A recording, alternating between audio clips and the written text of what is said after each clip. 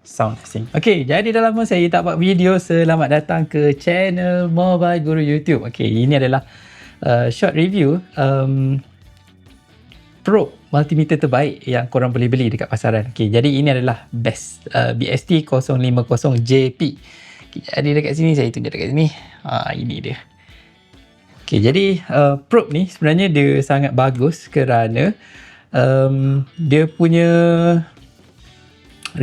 internal resistance dekat dalam wayar ni dia sangat-sangat rendah. Okey, jadi saya nak tunjuk perbezaan antara probe BST 050 ni dengan beberapa probe yang saya ada dekat meja ni lah. Okey, sebenarnya banyak probe yang saya ada ni. Okey, kita cuba dengan probe daripada default daripada Unitrend. Okey, jadi ini adalah probe daripada Unitrend yang korang selalu beli multimeter tu kan. Okey, multimeter daripada Unitrend. Okay, jadi dekat sini boleh ke fokus? Okay. Okay, ini adalah multimeter daripada Unity. Okay, Unitrend. Okay, jadi kita nak tengok internal resistance probe ni berapa kita sambungkan dengan multimeter. Okay, jadi dekat sini kita akan ukur terlebih dahulu berapakah internal resistance dia. Ui, dah mati.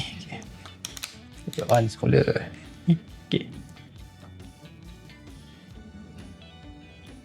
Okay, seperti yang korang tengok dekat skrin tu, okay, kita ada kosong, dia semakin menurun dekat situ. Okay. Unitrend, okay, 0.1 ohm. Tapi yang ni dia decimal rendah. Nanti kita akan switch kepada multimeter yang apa ni, yang kita gunakan ni. Okay, multimeter O1 ni kita akan tengok berapakah titik perpuluhan apabila 4 angka. Okay, jadi yang ni yang pertama kita dah test Unitrend 0.1, which is sebenarnya dia dah okay dah bagus dah sebenarnya 0.1. Okay, jadi kita test yang kedua. Yang kedua ni saya gunakan probe daripada Mijing. Okay, tapi saya lupa model apa, BX12. Okay, yang ni adalah Mijing BX12. Okay, tunjuk dekat sini. Okay, ini adalah Mijing BX12. Okay, jadi kita nak tengok berapakah dia punya resistance probe ni.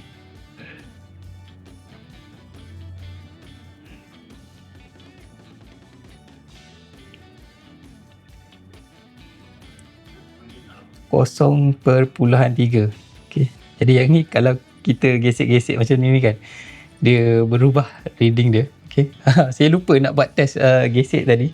Okay, kita gesekkan satu lagi Unitrend tadi supaya korang boleh tengok perbezaan probe yang bagus dan juga probe yang kurang bagus. Okay, jadi yang ni satu lagi kita cuba test gesek dekat dia. Okay, sebab kita nak tengok lead dia ni kan, elok ke tak elok kan. Okay, yang ni sama, bila kita gesek dekat sini, reading dia jadi, alah kamera tolonglah fokus. Okay, reading dia tu kalau korang tengok dia tak sustain dekat situ. Dia naik turun. Okay, apabila kita gesekkan probe tu. Okay, itu adalah daripada Unitrend. Okay, yang ketiga, okay, BST ni, okay, best ni.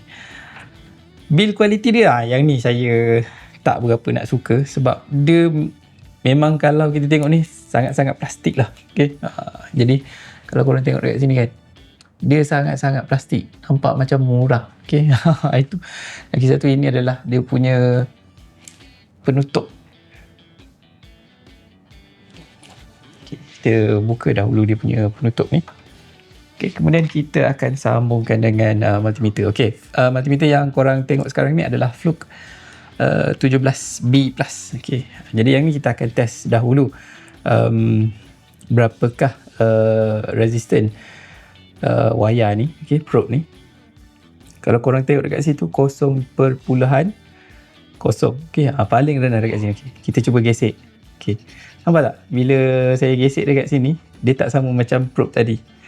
Okay, yang probe tadi bila kita gesek dia akan naik turun. Okay, next adalah kita akan test dengan menggunakan multimeter yang selalu saya guna. Okay, multimeter yang saya selalu guna ni adalah O1. Okay, saya suka guna multimeter ni sebabnya dia, satu, dia dekat meja je kan. Okay, tak dia tak berubah lah. Okay, tempat dia tu tak berubah dekat situ. Okay, jadi next kita akan sambungkan untuk tengok berapakah dia punya resistance. Okay, apabila titik perpuluhan tu 4 digit. Okay, nampak dekat situ 0.07 06. Okay, jadi kalau kita gesek dekat sini pun dia sama. Okay, dia tak ada apa-apa yang berubah. Okay, next kita cuba dengan Unitrend dulu. Okay, Unity, kita sambung multimeter Unity dekat sini, probe daripada Unitrend, dan kita akan tengok internal resistance wayar ni. Okay,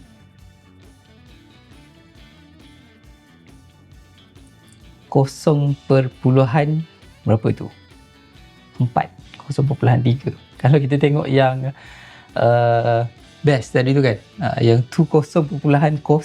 Okay, jadi yang ni kalau kita gesek, nampak tu dia ada perubahan resistance apabila mata probe ni, okay, bergeser. Okay, the next adalah yang ketiga. Okay, adalah daripada